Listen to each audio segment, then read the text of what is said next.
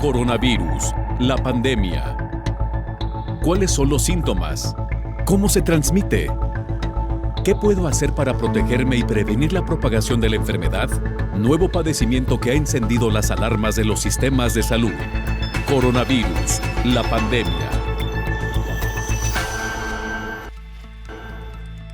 ¿Qué tal? ¿Cómo le va? Bienvenido a un programa más de Coronavirus, la pandemia. Le recordamos que esta es una producción de la Universidad de Guadalajara que se transmite a través de Canal 44, la señal de todos, y que es posible llegar también al resto de México y América Latina gracias a las televisoras públicas que se suman a esta señal. Saludamos también a nuestra audiencia en Radio Universidad de Guadalajara y les invitamos para que se pongan en contacto con nosotros a través de nuestras cuentas institucionales en Twitter y Facebook, @Canal 44 TV, o a través de WhatsApp en el 33 22 42 06 90.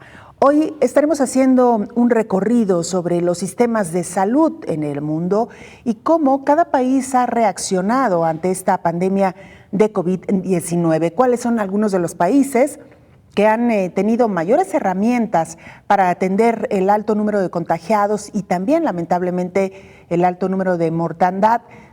Y cómo otros pues han sufrido y están sufriendo para hacer frente a esta pandemia. También haremos una visita hasta Honduras. Desde ahí nos estarán reportando cuál es la situación actual.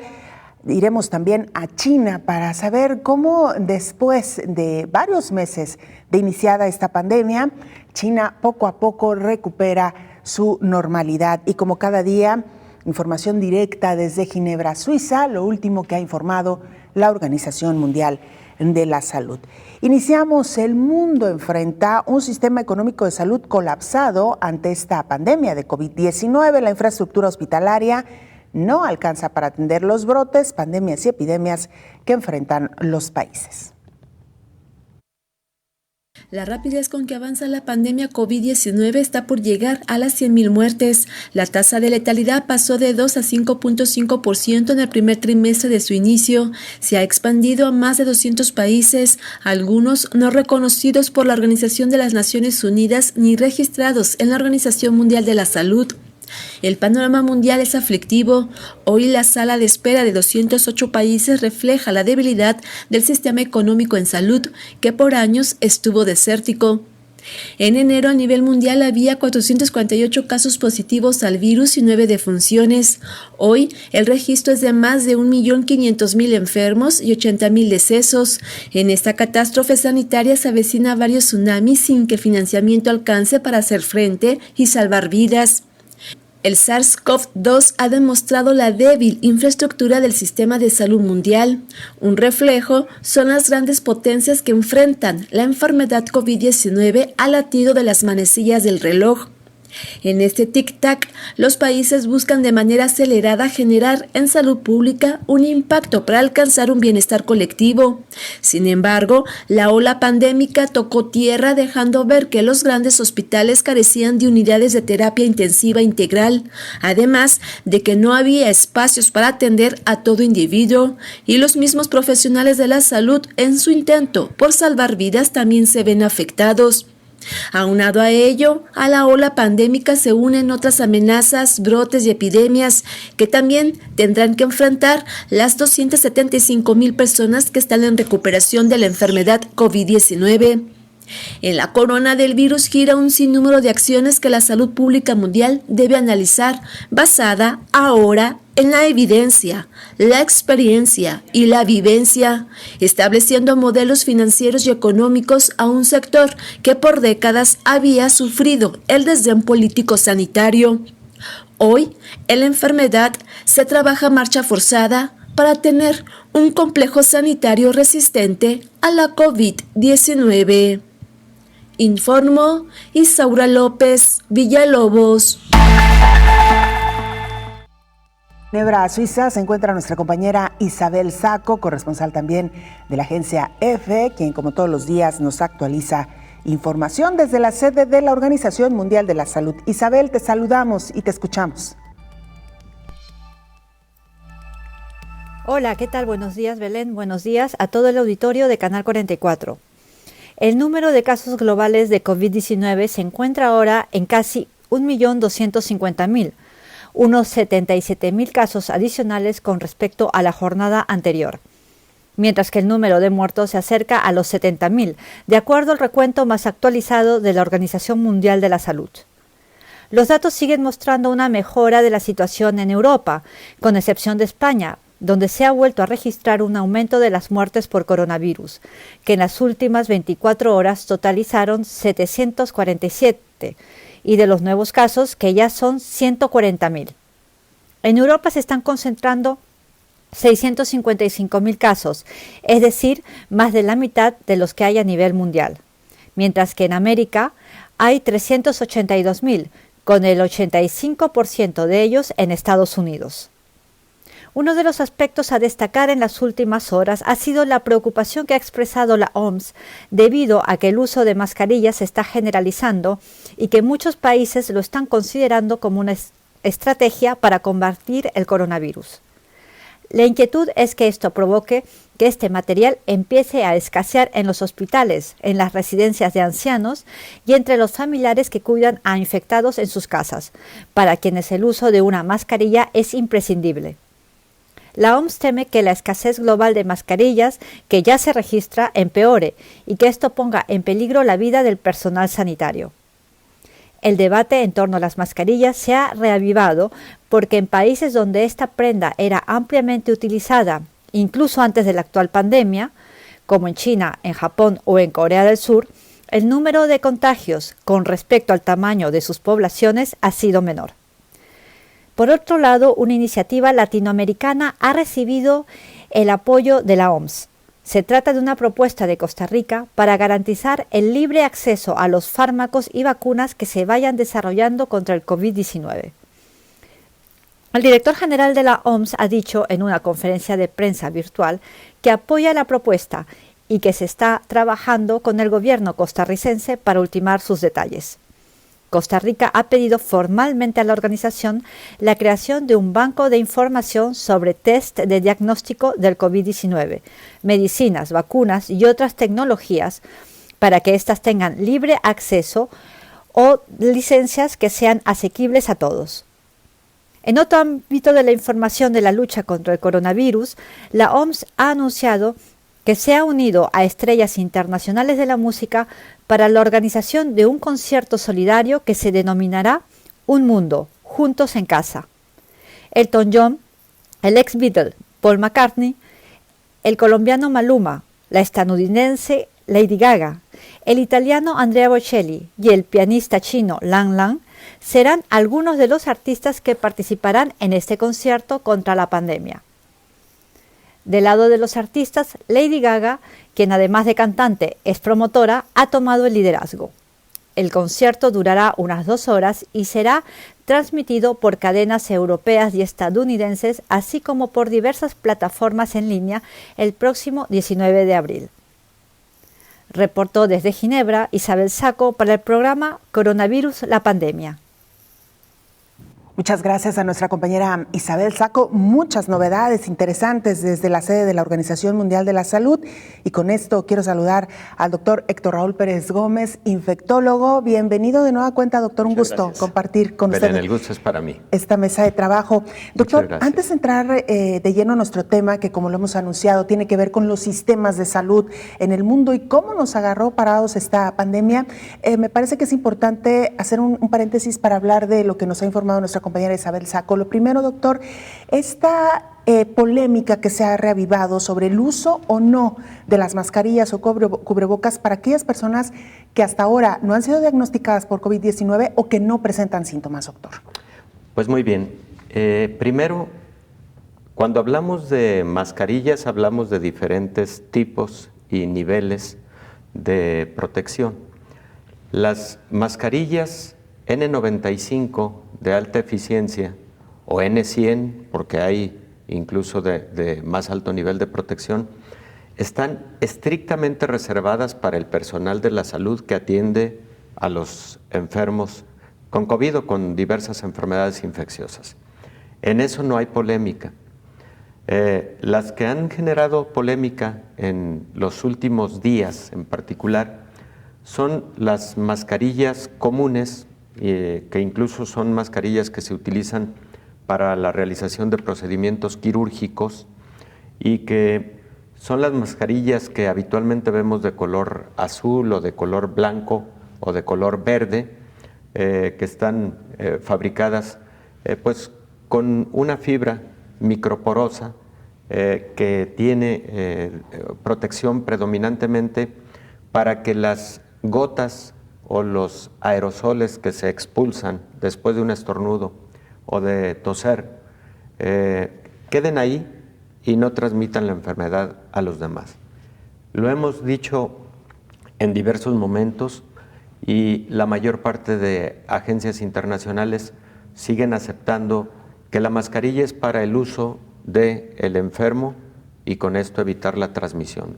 Pero empiezan a cambiar algunas recomendaciones y lo quiero señalar puntualmente y después, si me permites, ofrecer una opinión.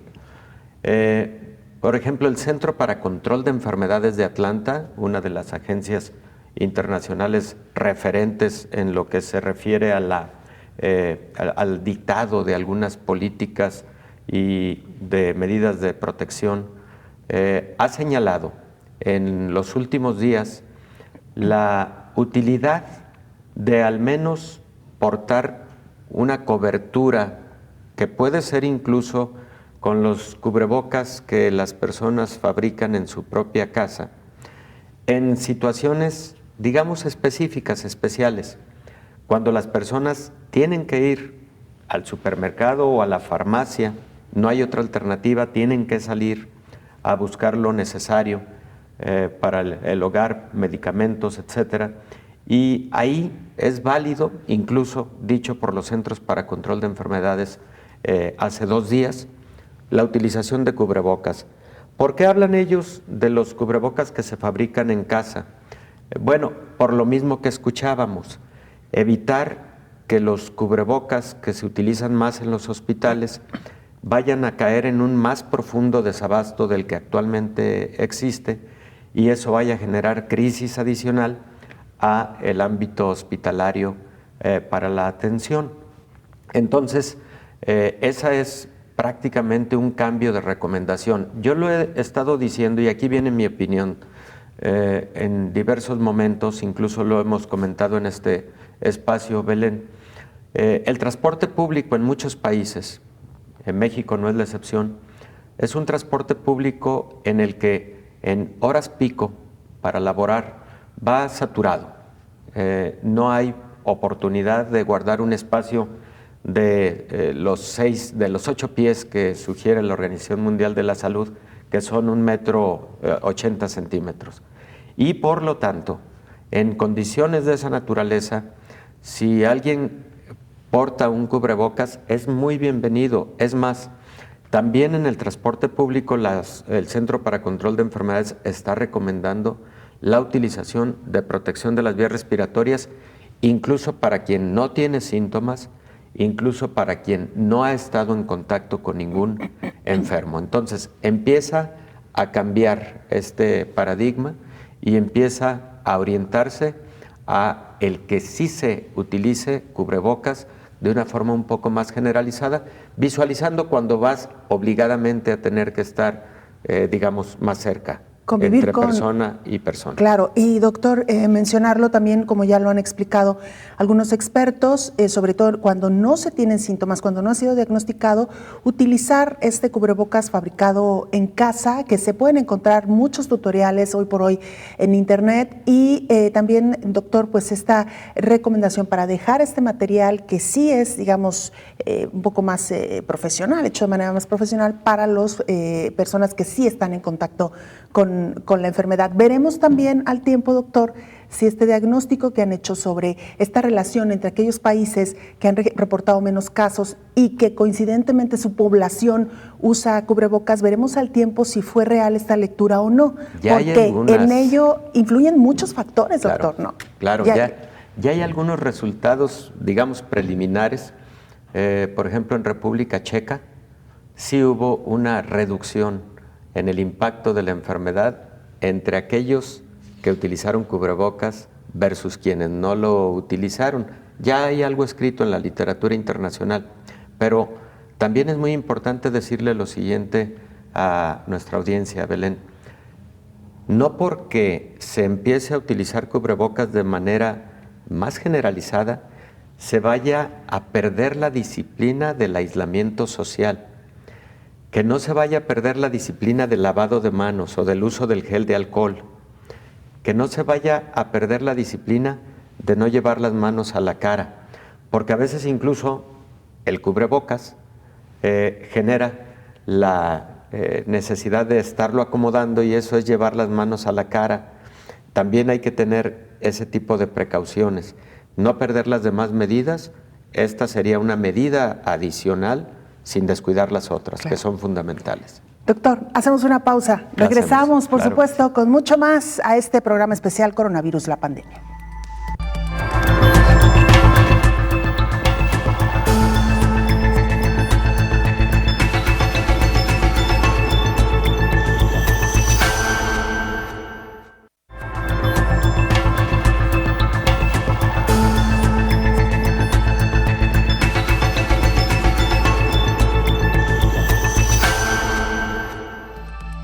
Estamos de regreso en este programa especial Coronavirus, la pandemia. Le decíamos ya al inicio, hoy le dedicaremos un espacio importante a hablar sobre los diferentes sistemas de salud en el mundo y cómo han enfrentado esta pandemia de COVID. Mire, en algunos países incluso se ha acelerado el proceso de titulación de aquellos médicos que están todavía en las escuelas con el ánimo de incorporarlos casi ya de manera inmediata a hacer frente a la contingencia.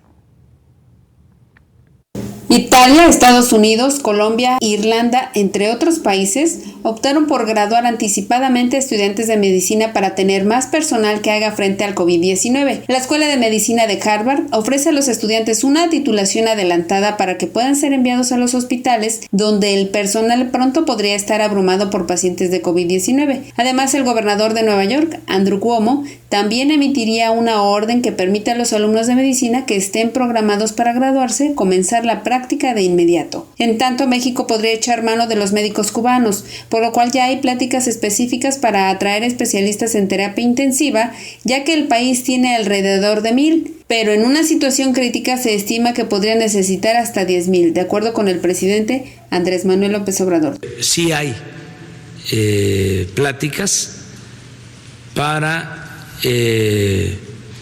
si es necesario,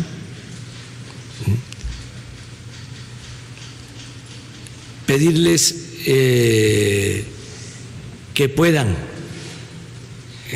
ayudarnos precisamente con especialistas de terapia intensiva. Sin embargo, hay profesionales de la salud que han renunciado porque no hay suficientes insumos para hacer su trabajo, como en Bulgaria. En Ecuador, la doctora Catalina Andramuño dejó su puesto como secretaria de salud en plena pandemia, informó Elizabeth Ortiz. Y ante la reciente pandemia que enfrentan los países por COVID-19, la Organización Mundial de la Salud advierte que América Latina será sobrepasada ante el crecimiento de enfermos. A 3 meses de haber iniciado la pandemia de COVID-19, los sistemas de salud se han visto rebasados y han colapsado. En Estados Unidos, por ejemplo, en Nueva York, su gobernador, Andrew Cuomo, acaba de anunciar que ante el desbordamiento de casos en su estado, ordenó confiscar respiradores a los centros privados. El gobernador llamó la atención sobre el desbordamiento de los hospitales y reconoció que la gente va a morir a corto plazo porque llegan al hospital y no hay camas con respiradores, ni suficiente personal, ni material de protección. Mientras, en Italia y España, continúan en la dura tarea de decidir quiénes tienen mayor posibilidad de sobrevivir para proveerles de ventiladores ante la todavía creciente demanda e insuficiencia de estos equipos. América Latina es ahora quien enfrenta esta deficiencia de equipo. El Instituto de Estudios para Políticas de Salud, con sede en Río de Janeiro, Brasil, advierte que los países de América Latina invierten muy poco en salud comparado con países de primer mundo. Por ejemplo, México invierte el 3.1% del Producto Interno Bruto, Brasil el 3.8% de su PIB, en comparación con el 7.9% de Reino Unido, el 8% de España y el casi 10% de Francia y Alemania. y estas naciones ya fueron desbordadas por el COVID-19. La Organización Mundial de la Salud advierte que los países que menos invierten en la salud de sus habitantes en las Américas se encuentran en una mayor desventaja para enfrentar esta pandemia.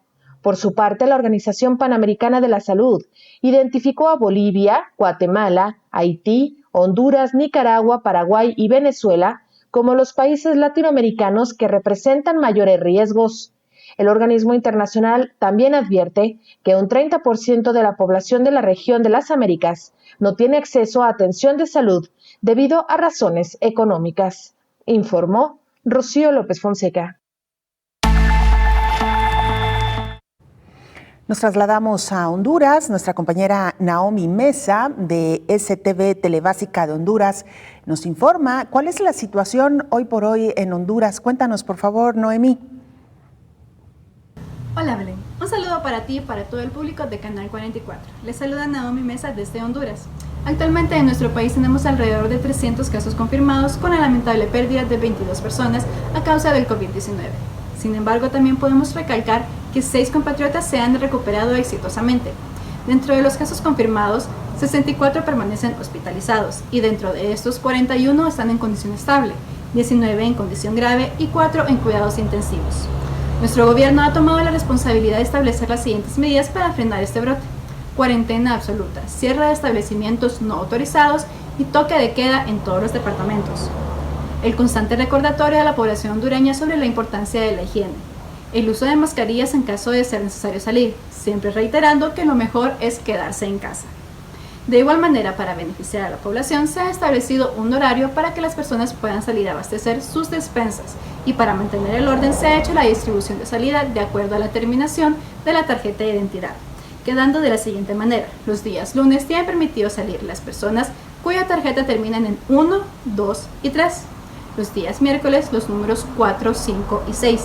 Y los días viernes las terminaciones 7, 8, 9 y 0, con un horario de 9 de la mañana a 5 de la tarde. Siempre velando por la seguridad de cada uno de los moradores, las personas de tercera edad y embarazadas, acatando siempre el orden por número, su atención se realiza de 7 de la mañana a 9 de la mañana, con las medidas necesarias de desinfección antes de entrar al establecimiento y manteniendo una distancia de 2 metros por persona.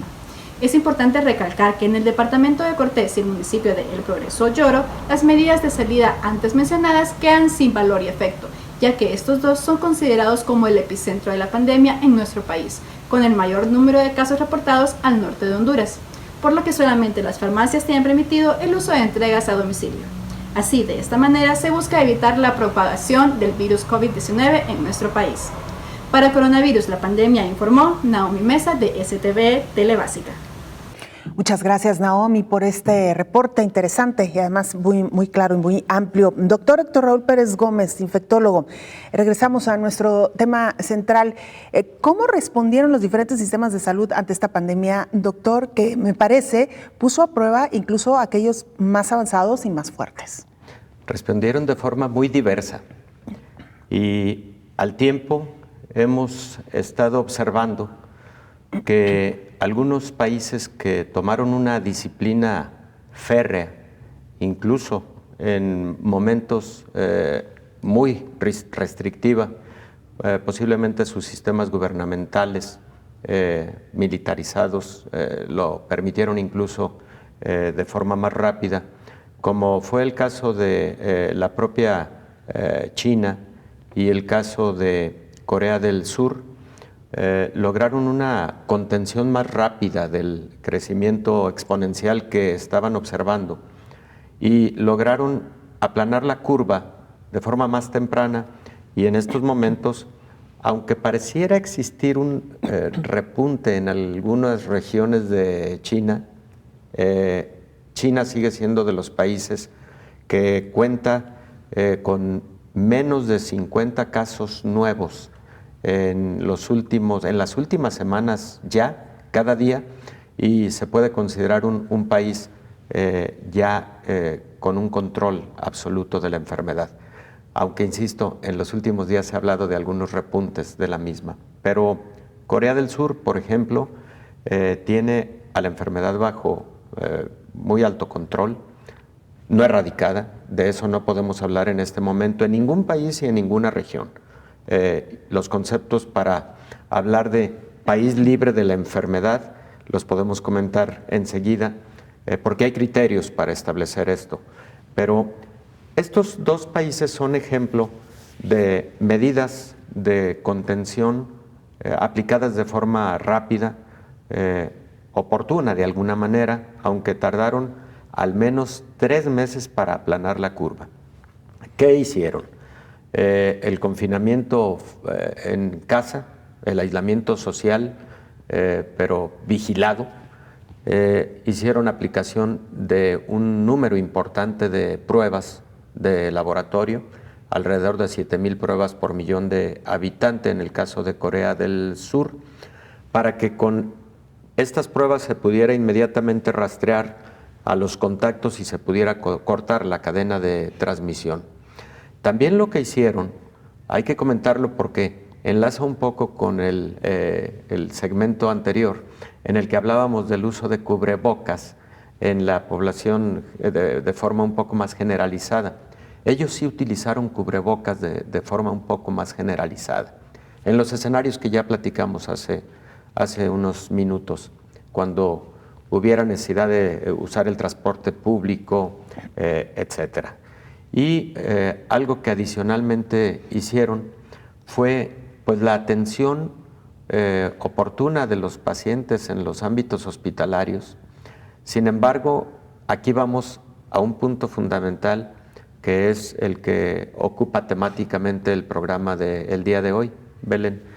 Estamos hablando de 2 países, en el caso de Corea, en el caso de China, y voy a sumar ahí a Japón, que tienen 13 camas por 1,000 habitantes, camas de hospital por 1,000 habitantes.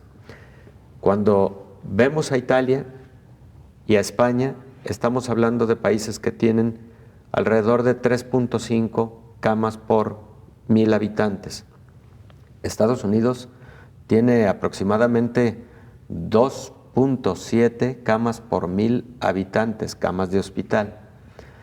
Y México tiene 1.5 camas por 1,000 habitantes.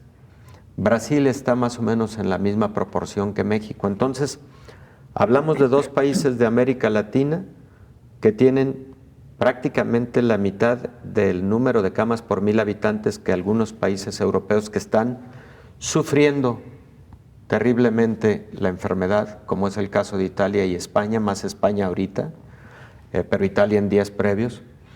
Y tenemos aproximadamente 1.5 menos camas por 1,000 habitantes que Estados Unidos. Y Estados Unidos está en estos momentos siendo el epicentro de la enfermedad, es el país con mayor número de casos, con mayor número de muertes, y estamos hablando de una potencia mundial en todos los ámbitos, incluido su sistema de salud.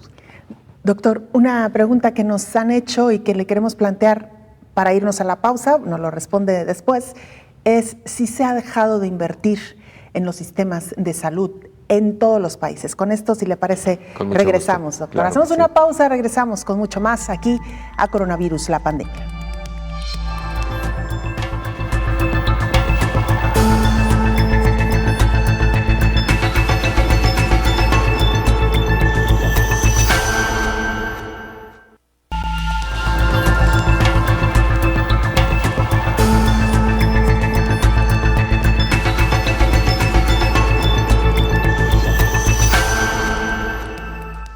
Mucho se ha dicho en los últimos días que China está viendo la luz al final del túnel tras varios meses de luchar contra esta pandemia que nació precisamente ahí, en este país. Nuestro compañero Jesús Centeno, corresponsal de la agencia EFE en China, nos reporta y nos dice cómo están en estos momentos. Te escuchamos, Jesús, adelante con la información.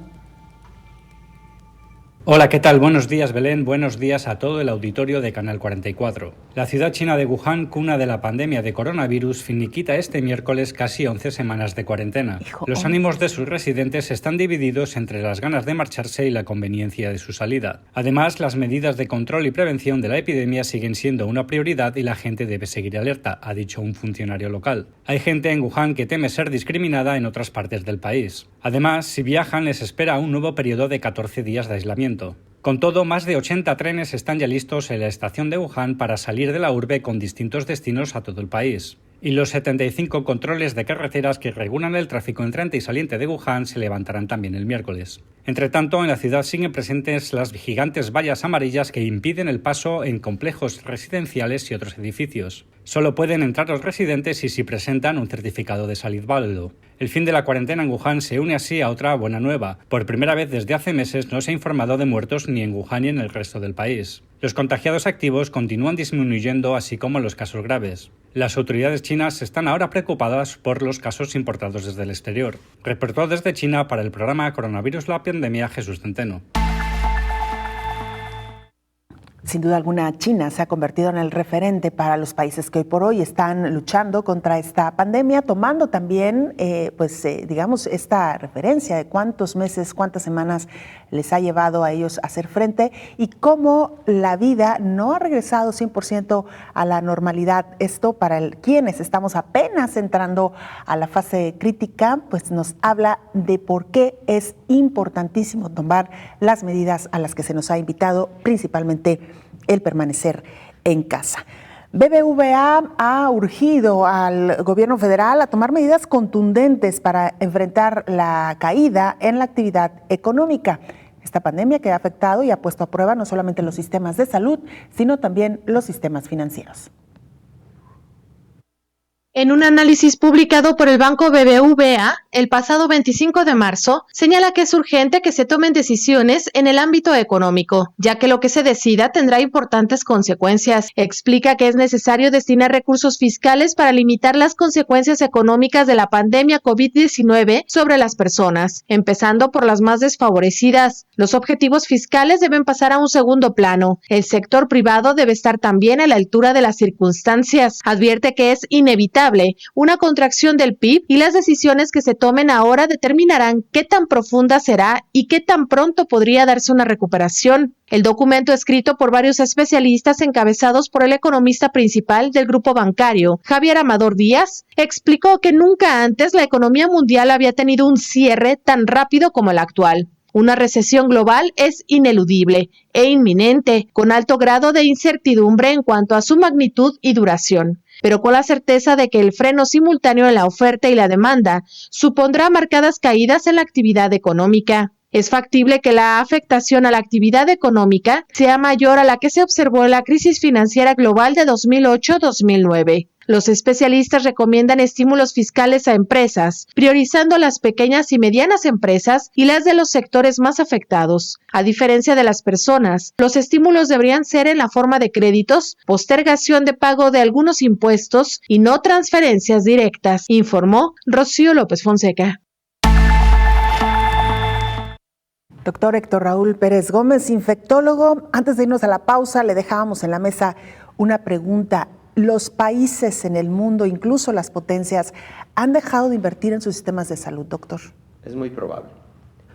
De hecho, en México, por ejemplo, los hospitales públicos habitualmente están llenos, Belén, no de COVID. Habitualmente están llenos de pacientes con diversas patologías, complicaciones de la diabetes, de la hipertensión arterial, complicaciones cardiovasculares, que son las enfermedades de los adultos que están aquejando a todo el mundo y a países como México, en donde no es la excepción, pero también enfermedades infecciosas y demás. Una pandemia como esta pone a temblar a cualquier sistema de salud, pero no se diga a aquellos sistemas en donde hay rezago en infraestructura hospitalaria, por ejemplo, como sí es el caso de nuestro país. Lo que se ha venido haciendo de estrategias de reconversión de hospitales para la atención de COVID son estrategias muy pertinentes, pero estas estrategias de igual manera tenemos que verlas con la visión de que si de antemano la mayor parte de hospitales están saturados y en México estamos en este momento con aproximadamente 2.450 casos, pero hace escasos 5 días estábamos a la mitad. Está ocurriendo lo que se ha predicho en relación al crecimiento exponencial que ocurre cuando la curva empieza a ser logarítmica. Es decir, cada 4 o 5 días se puede duplicar el número de casos. Con esa misma tendencia, ¿qué puede ocurrir para las próximas 5 semanas en el país? Hagamos esa conversión logarítmica que, aunque parezca simplista, por supuesto que no se calcula exactamente así, pero nos puede llevar a más de 50,000 casos en las próximas 5 semanas, de seguir la tendencia igual. Eso significaría que aproximadamente 7,500 personas podrían requerir hospital. 7,500 personas. Y de esas 7,500 personas, posiblemente un 12% de quienes requerirían hospital podrían requerir terapia intensiva. Ahí es en donde nos estaríamos viendo en graves problemas. Y esa situación es válida para otros países, incluso desarrollados en cuanto a sistemas de salud e infraestructura, ya lo decíamos antes, como el caso de Estados Unidos, como fue el caso incluso de Alemania, como ha sido el caso de Italia, de España, que con buenos sistemas de salud fueron catastróficamente rebasados. Claro. Por eso no hay que llegar, por ningún motivo, no hay que permitirnos llegar a esa siguiente etapa, aunque existen altas probabilidades, pero está en que adoptemos las medidas de aislamiento social para que incluso si llegáramos a una etapa de esa naturaleza sea amortiguada y las camas de hospital y las terapias intensivas y los respiradores automáticos, ojo, que eso puede hacer crisis también, nos den el dolor de cabeza de la vida con respecto al sistema de salud. Usted lo acaba de decir, doctor, podemos ayudar a evitar que esto suceda, sobre todo con el sistema de salud que tenemos en México y en el resto de los países de América Latina, que es muy similar. Y doctor, mucha gente nos ha preguntado también, ¿por qué si la etapa crítica está pronosticada para finales de abril, principios de mayo, por qué es ahorita cuando tenemos que aislarnos? Porque precisamente es una especie como de inversión a largo plazo o una inversión a futuro, doctor. Lo que hagamos ahorita se verá reflejado en la etapa crítica, que es a la que no queremos llegar, que es lo que estamos queriendo evitar, doctor. Efectivamente, y esa es una pregunta también muy importante, porque la economía se ha detenido, la economía está en recesión mundial. Es la crisis económica más grande que ha tenido el mundo en toda su historia, por cierto. Muchos indicadores del Banco Internacional lo sugieren de esa manera. Y bueno, escuchábamos una nota hace unos momentos de Rocío López Fonseca respecto de la urgencia que tienen empresarios, sistemas bancarios para que se adopte deuda, porque México lo puede requerir, ¿no? Ahí está el debate entre el empresariado y el gobierno mexicano en este momento. Pero regresando estrictamente a esta pregunta que me haces, efectivamente, es que no haber iniciado y haber iniciado en el momento en que estuviera en la fase crítica del incremento exponencial, tendríamos una catástrofe en mucho menos tiempo. Insisto, es por el motivo que comento, porque cuando entra a esa fase de crecimiento, la pandemia se duplica cada 4 a 5 días. Les voy a decir una cifra que me parece que es impactante, Belén, y lo pueden consultar en la página de la Organización Mundial de la Salud. En el mundo estamos en estos momentos prácticamente en el 1.500.000 afectados. Estamos en 1.400.000 afectados, con 76.500 muertes aproximadamente.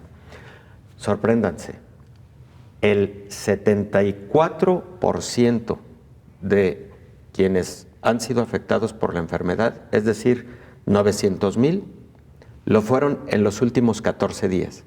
Es decir, que la curva empezó así, subió un poco, hasta que se dispara. Y en los últimos 14 días han sido el 74% de los casos. Eso mismo puede ocurrir en México y en todos los países. Por eso hay que trabajar desde que la curva empieza a tomar algún nivel de ascenso, no acá en la fase logarítmica, claro. Acá es muy tarde. Ya no serviría prácticamente de nada. Doctor, vamos a hacer una pausa. Claro. Regresamos, todavía hay mucho más aquí en Coronavirus, la pandemia.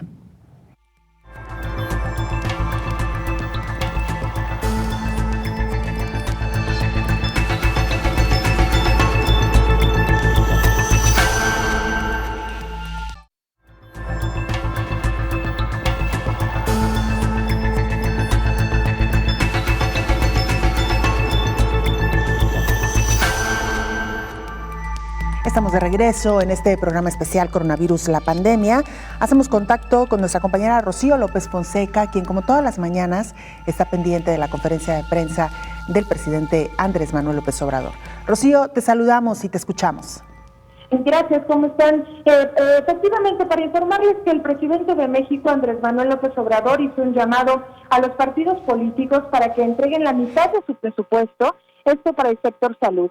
Adelantó que hará un consenso con los líderes de partido. Se podrán hacer los donativos en especie a lo equivalente a la mitad, por lo menos, de su presupuesto, o también estarán listos para recibir en efectivo. Aquí escuchamos las palabras del presidente de México. Yo los llamo para que, o vuelvo a hacer el llamado, y estoy seguro también que nos van a hacer caso, y esto también lo hago de manera respetuosa, porque se trata de poderes independientes y de partidos políticos. Creo que sería muy bueno que hoy mismo, mañana, ya los partidos manifestaran su disposición de entregar o de no ejercer la mitad, cuando menos, de sus presupuestos. Por su parte, el subsecretario de Prevención de la Salud, Hugo López-Gatell, reconoció que ha habido una deserción importante de personal médico y de enfermeras en grandes hospitales del país, pero aseguró que hasta el momento pues ya también se han apuntado a las filas del sector salud más de 6.500 médicos, entre generales y especialistas, así como más de 12.000 enfermeras y enfermeros. Mientras tanto, Estados Unidos hizo un llamado al personal de salud jubilado a unirse de nuevo a las filas del sector salud para atender a las personas enfermas por COVID-19. Italia hizo lo propio. A todo su personal de salud los invitó a cerrar filas justamente contra este coronavirus. El reporte. Muchas gracias, Rocío, por la información muy completa y seguiremos pendientes. Gracias. Gracias, buen día. Ahí tiene usted lo dicho esta mañana por el presidente Andrés Manuel López Obrador. Regresamos a nuestra charla con el infectólogo doctor Héctor Raúl Pérez Gómez. Doctor, las pandemias, según nos dice la historia, han sido cíclicas en promedio más o menos 5 a 10 años. Ya nos dirá usted si es así el dato. Y la pregunta es si ante esta situación se hace necesario un cambio en el paradigma, en cómo se ha venido analizando y estudiando y enfrentando además estos periodos cíclicos de las pandemias, doctor. Bueno, las pandemias como tal, no. Las epidemias, algunas sí han tenido ciclos la que más se ha estudiado es la influenza tipo A, que durante el siglo pasado tuvo una gran pandemia, ahí sí fue la madre de todas las pandemias, la de 1918, que lamentablemente mató a 50 millones de personas, equivale a 200 millones de personas de la actualidad. Esa es la madre de todas las pandemias. Que se le conoció como la gripe española, sí. Porque al país que más afectó fue a España, precisamente. Y luego vino durante varios años repuntes de esta misma pandemia, pero en el 37 aproximadamente vino otra pandemia de influenza, en este caso fue en Hong Kong, y luego volvió a haber otra en el 47, en el 57, creo que volvió a ocurrir en el, no, en el 97 no hubo, y vino la de 2009. Entonces, las de influenza sí pueden tener, digamos, ciclos de hasta 10 años por cambios que sufre el virus en su estructura. Las mutaciones mayores que conocemos son las responsables de las epidemias y eventualmente de las pandemias. De hecho, lo que en el 2019 se esperaba era una pandemia de influenza, no esta que estamos viviendo. Cuando hablamos de coronavirus, por supuesto que el mundo científico se ha hecho la pregunta de qué puede estar ocurriendo, porque en el 2002 tuvimos el SARS, un coronavirus. En el 2012 tuvimos MERS, otro coronavirus. Y ahora, casi 10 años después, un poco menos, estamos teniendo a este SARS-CoV-2, que es muy parecido al SARS del 2002. Entonces, por supuesto que se estudia filogenéticamente si los virus que van generando una epidemia o una pandemia son producto de mutaciones o de recombinaciones de los anteriores que pueden tener ciclos de cada determinado tiempo. Aquí parecieran 10 años, pero es muy difícil contestar categóricamente la pregunta. Nos dicen, ¿habría que tener un cambio de paradigma?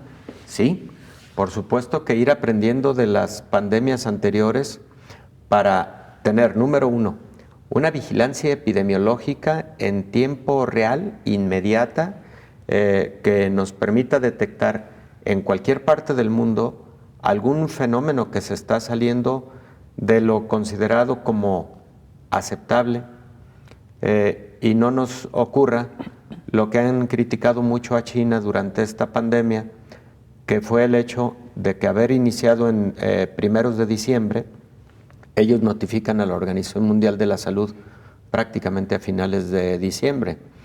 Entonces, número uno, mucha vigilancia epidemiológica. Número dos, mucho trabajo científico en términos del desarrollo de vacunas. Muchas epidemias que se esperaban de influenza, por ejemplo, no han ocurrido gracias a la vacunación. Y aquí hago un paréntesis para decir que el jueves pasado, hace 4 días, aparece una publicación muy interesante sobre lo que podría ser una vacuna de muy alta eficacia y seguridad contra este nuevo coronavirus, ya en pruebas en ratones, y que rápidamente se puede empezar a realizar en ensayos clínicos. Claro que ya hay ensayos clínicos, tanto en China como en Estados Unidos y como en Europa. Hay ensayos clínicos ya utilizando posibles vacunas. Pero esta que se acaba de publicar posiblemente sea de las mejores que vayan a existir. Y si logramos tener vacuna, aunque todavía tarde algunos meses y no sea suficiente para lo que estamos viviendo en este momento, pero sí para el futuro, eso puede generar un cambio de paradigma en cuanto a las infecciones por coronavirus, por ejemplo. Y otro cambio de paradigmas que es fundamental, y ese lo considero el más importante, Belén, es que las medidas de prevención personales, familiares, sociales, llegan y deben llegar para quedarse. Porque esto es, claro, COVID-19, pero cada año tenemos influenza, cada año podemos tener infecciones por neumococo, cada año podemos tener infecciones por Haemophilus influenza, por otros rinovirus, por virus sincicial respiratorio. Entonces, las medidas que se adoptan para casos como el que estamos viviendo deben generar un cambio de paradigma en el sentido de que se vuelvan parte de nuestros hábitos. Tosemos, cubrir. Estornudamos, inmediatamente hacerlo con el brazo cubierto. Empezamos a tener algún síntoma, no saludes de mano, de beso o de abrazo. Ya de aquí para adelante, el lavado de manos. El lavado de manos frecuente, no se diga. El quedarse en casa, doctor, si se tienen síntomas, que esto es lo que no hacíamos antes. Uno incluso venía a trabajar con cuadros gripales severos en las oficinas y esto también pues provocaba luego el contagio en cadena. Doctor, lamentablemente el tiempo se nos agotó. Quedan muchos temas pendientes para nuestra siguiente oportunidad de charla. Pero me gustó que concluyera con el cambio de paradigma, que estas medidas de prevención se queden para siempre. Así es, doctor. Doctor Héctor Raúl Pérez Gómez, infectólogo, gracias, como siempre, un gusto. Gracias, querida Belén. Antes de despedirnos, el planeta tiene un respiro en medio de esta crisis. Los niveles de concentración de dióxido de nitrógeno han disminuido una media del 64% en España tras las medidas decretadas para la lucha contra el COVID-19. Así se desprende de un estudio del Centro de Tecnologías Físicas de la Universidad Politécnica de Valencia. Nosotros, para mapear y cuantificar estas emisiones de dióxido de nitrógeno, hemos trabajado y procesado imágenes del satélite 5P de la misión Copernicus. No obstante, estos son estudios preliminares que vamos a seguir continuando en las próximas semanas. El dióxido de nitrógeno es uno de los principales responsables de la contaminación del aire. Los óxidos de nitrógeno son unos claros indicadores de la calidad del aire, pues tienen su origen en las reacciones de combustión de los vehículos. Y era de esperar, por tanto, que en una situación como la que nos encontramos disminuyesen su concentración. De las ciudades analizadas, Barcelona, con un 83%, ha sido la más beneficiada por este descenso, seguida de Castellón, Madrid, Alicante, Bilbao, Gijón y Valencia. Para la realización del estudio, el equipo de la UPV analizó imágenes satelitales de la misión Sentinel-5P perteneciente al programa Copernicus de la Agencia Espacial Europea, comparando datos de 2 periodos, del 10 al 14 de marzo y del 15 al 20.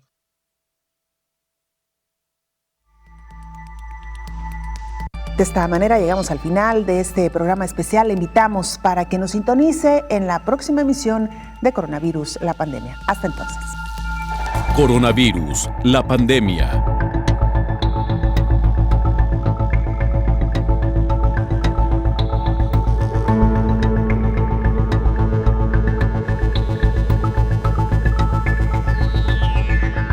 Coronavirus, la pandemia.